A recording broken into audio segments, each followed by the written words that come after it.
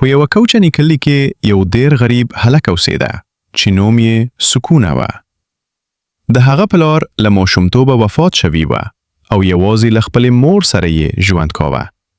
که څه هم دوی ډېر غریب وو، خو مور یې تل یو نصیحت ورته کاوه. زویه، هر څه چې کیږي هیڅکله دروغ مه وایه. یوه ورځ سکونه د علم د ترلاسه کولو لپاره لرې ښار ته روانېده. د تګ نه مخکې مور خپلې ټولې سپمه څلوېښت اشرفۍ د هغه د کالي په پته جیب کې وګنډلې. زویه، دا څلوېښت اشرفۍ امانت دي، خو تر دې هم قیمتي ستا رښتینولي ده. له ما سره وعده وکړه چې هیڅکله به دروغ نه وایې. زه در سره وعده کوم، هیڅکله به دروغ ونه وایم. سکونه لره روان شو. ویډیو مخکې له دې چې دوام ورکړو، ستاسو ټولو لپاره یو لوی سرپرایز. کله چې زموږ چینل یو 1000 سبسکرایبرانو ته ورسیږي، موږ به له یو ګنټه نه هم اوږده خاصه دارونکې ویډیو اپلوډ کړو.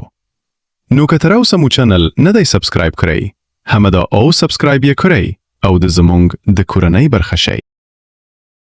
څو ورځې وروسته کله چې صحرا له منځه تېرېده، ناڅاپه غلو پیرې برید وکړه او د سکونه تلاشي یې هم واخیسته، خو د هغه په ظاهر کې یې هیڅ ونه موندل. یوه غلطرې پوښتنه وکړه.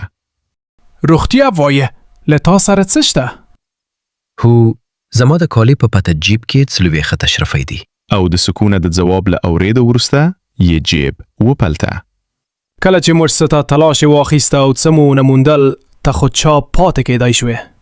بیا دې ولې روغتیا ویل؟ زما مور د کور نه د وتلو پر وخت راته وویل چې هیڅکله دروغ مه وایه. زه نه غواړم د خپلې مور خبره ماته کړم. دا کوچنی هلک د خپلې مور خبره نه ماتوي، خو موږ ټول عمر د الله تعالی حکمونه ماتوو.